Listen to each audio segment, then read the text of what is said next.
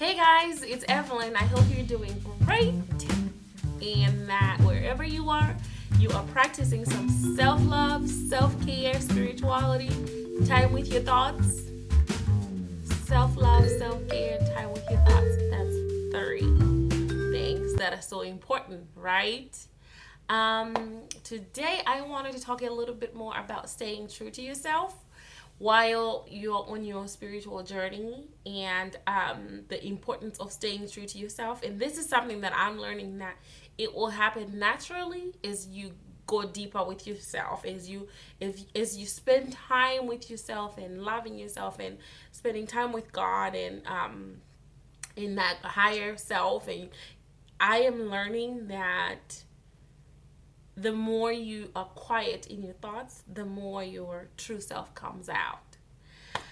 So I'll give you guys a little background. So about right after I left college, I actually took a job that I was so excited about. Even though I knew that this job was going to be a challenge, I was so excited about it because darn it, I had spent my time in school researching, writing, speaking, and living out diversity, multiculturalism, race, gender, sexuality, the whole nine yards. That's my area. I'm passionate about those social issues, social justice issues. And so when I took this job, I was excited even though I knew the challenges. But as time progressed in this role, I started getting a little frustrated. I was getting frustrated because it felt like change wasn't happening fast enough. That B, my ideas were not being acknowledged, not necessarily implemented, but just acknowledged. And C, I felt like I was fighting against something that was bigger than me, and that just really took a toll on me, on my ego, I think, more than anything. Because the ego says, I know this stuff, I can fix this stuff, and you're better than this. And that's what was happening because then I started losing patience and I started losing passion and I started losing heart because, well, I feel like I'm fighting against something that I'm not going to win it. And so I left the position and I took another position where I loved what I was doing. I enjoyed what I was doing. And I was giving myself time to ease into it because I wanted to not dive right into the whole let me bring change. And when you start a new job, you're so excited, you're fired up.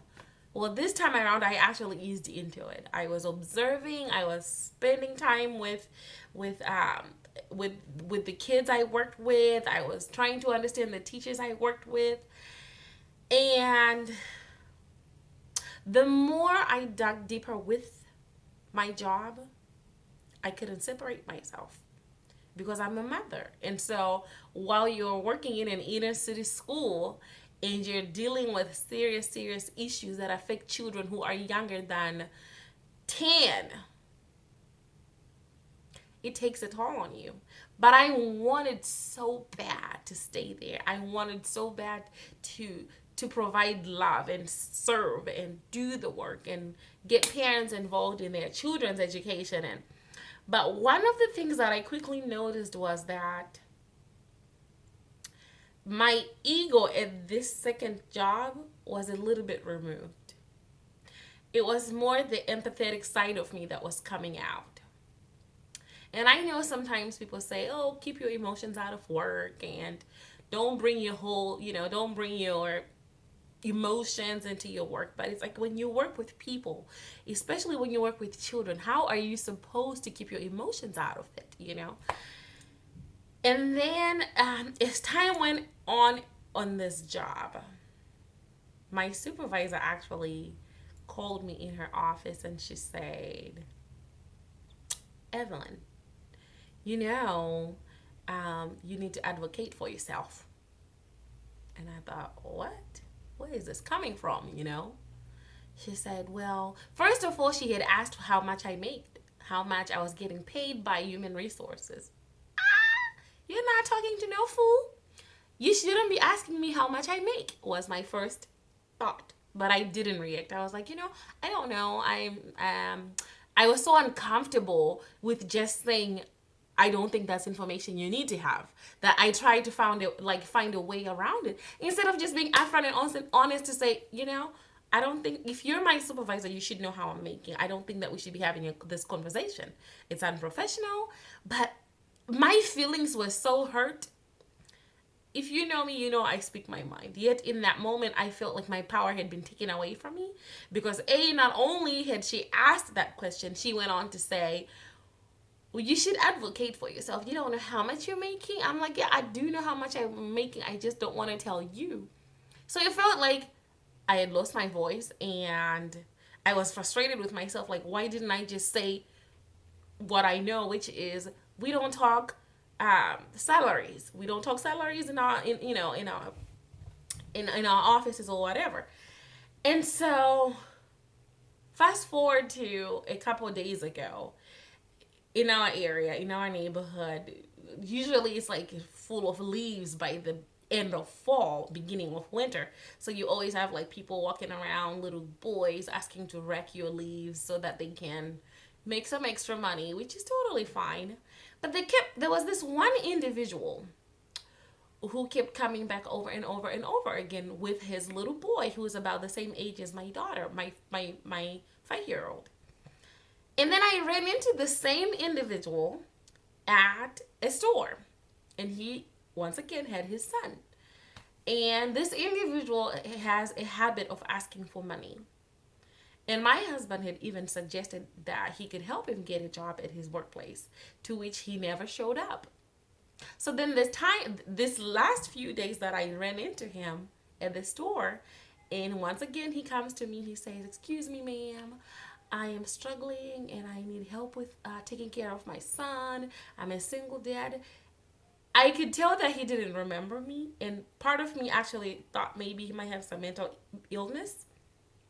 So the first thing that came to my mind was make up some story, Evie. And I said, "Oh, I can't really help you with money because I'm also looking for a birthday gift for somebody else." Well, hold up. That's lying. You're lying, Evelyn. It was the first thing that came to my mind, that you're lying. This would have been so comfortable in my old days. Like before I started journeying on spirituality, it would have been so comfortable. But this time around, I was like, no, backtrack a little bit. I'm not comfortable with lying. So then I walked back to him and I said, "Excuse me, sir. I didn't give you money because I have a gift to buy for somebody else. I didn't give you money because I've seen you before and my husband has offered to help you find a job, and I don't feel right leaving you here without telling you the truth." And it was that conversation that sparked what I want to talk about today. Staying true to your true self, to yourself, telling the truth and being honest. Whether you like it or not, the truth has to be told, and honesty has to be a policy you have to embrace. So, as I was talking to this gentleman, I realized something, that we live in mediocre. We live in mediocre ways every single day. Yet we are so judgmental towards others. We don't look at ourselves and how our interactions with others speak about who we are. Yes, some people might not know that you're lying, or that you are not telling the truth, or that you are hiding behind your emotions to say, instead of saying no, I don't like this, then you just kind of go along with what other people are saying. And you hear my little baby upstairs? He's playing with his dad. But we don't tell the truth. We really don't tell the truth about the things that we're not comfortable with. We don't tell the truth about what we won't tolerate, what we believe in. And so part of this spiritual journey for me is teaching me that I have to be honest. whether it feels uncomfortable to me or the other person, I have to be honest. I have to tell the truth. I have to say, you know what? I'm not comfortable. Evelyn, can you do this for me? I am such a yes person. If there is need, I'm there. But I'm learning that I have to say no.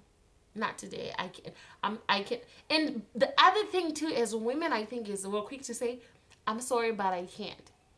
Why are you apologizing? Yes, I understand sometimes it's because we're commiserating with whatever the situation is, but apologizing for not wanting to do something is unnecessary. If you're going to be true to yourself the whole 9 yards. Tell the truth, be honest, and embody honesty. Don't beat about the bush. And being true to ourselves does not mean that we have to be high up, that we have to be full of ego. We have to, like pump some air in our own heads or in our own tires, that we have to get big heads. Being true to ourselves means that we dig deeper to honor ourselves and honor others. How we interact with ourselves, how we talk to ourselves, how we love on ourselves. That same treatment that we give ourselves, we need to give it to others. Without ego, without well, I can do it better. Yes, sometimes you can do it better. But that doesn't necessarily mean that you have to go sinking someone else's boat. And while you are being your true self, I think one of the most difficult things for women in the workplace is being true to ourselves and feeling like we're going to be judged for it. And this is real stuff. It happens. It happens. You would be surprised the stories out there about women speaking up and standing up and facing consequences deep and straight in the gut. I understand it. I know it. But there's a certain calmness that comes with a spiritual self, a spiritual true self. You're calmer. You assess things. Things don't get to you lightly anymore. Your ego is not bruised anymore by being shut down by others. It's like, okay, it's like you're an observer at this point. You watch yourself and you choose, oh, is this necessary for me to fight over? No. Okay, let me just move on to something else. Not necessarily like giving away your power, but it's like you're powerful in knowing that whatever it is you're trying to do can never be negated by somebody who doesn't fully understand you or how you work. And you also acknowledge your own weaknesses and the weaknesses of others. And that to me is now a true self that is grounded in connectedness, the connection to God, to myself, and to others. I no longer have to worry about lying or hiding the truth or not presenting myself in full light because, hey, this is me. Talk, talk, talk. I love to talk. I love to. It's like you present yourself as you are. I'm such a talker. I love talking, as you guys can see. And I'm also a lover. I love people. If I love you, I will love you wholeheartedly. And I speak my mind now, but I speak my mind with ease. That's the best way to describe it. I speak my mind with ease. This self that I'm experiencing now as a result of my spiritual journey is a self that feels much more peaceful, empowered, powerful. It's a self that can't be silenced by anybody. That's the self that we should be striving for. That's the self that we should be aiming for because it's a God-centered, God-driven self. So I'm choosing to say no more mediocrity, no more lying, no more saying I'm sorry, no more apologizing for myself. I'm choosing to say this is me and I'm putting myself out there. I'm unashamedly. On that note, guys, my little toddler just woke down here and I'm sure he's ready for some lunch. So mom, do this call. Until then, Don't apologize for being who you are. Mommy. Hi. Hurry up. You're awake? Awake. He's awake. So until then, guys, stay true to your spiritual self. Okay? Can you say bye-bye? Bye. Bye, guys.